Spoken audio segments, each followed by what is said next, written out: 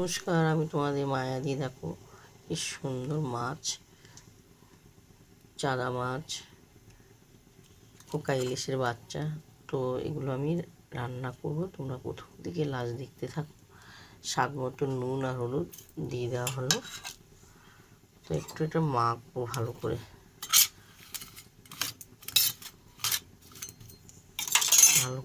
নেড়ে।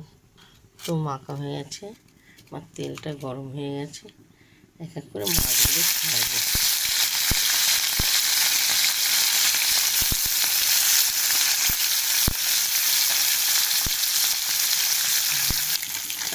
দেখো মাছগুলো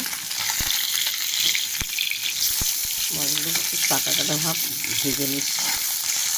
তো এক এক করে আমি সব একটু মাছ ভাজবো।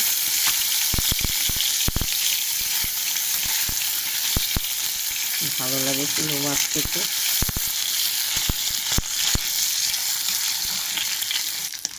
তো সব তুলবো মাছ ভাজা।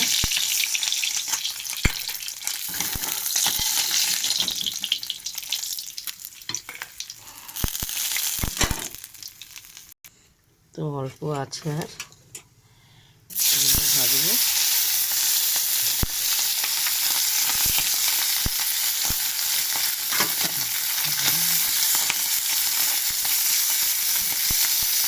তো মাছ ভাজা হয়ে গেছে, এরপর পরিমাণে একটু তেল দেওয়া হবে। তো এটা রাঁধুনি ফোড়ন দেওয়া আছে। তেলটা গরম হয়ে গেছে, আলু আর শিম ভাজবো।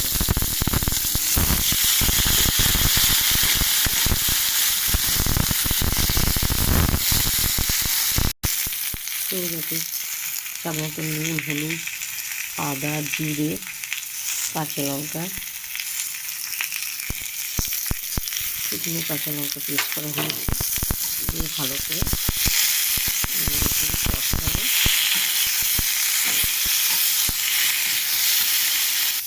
তো দেখো কষানো হয়ে গেছে, এবার পরিমাণে জল দেওয়া হবে।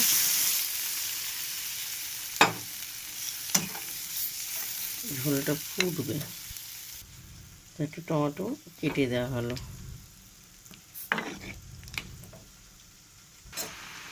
তো দেখো চুনো মাছগুলো ভাজার জন্য সব ঢেলে দেওয়া হলো।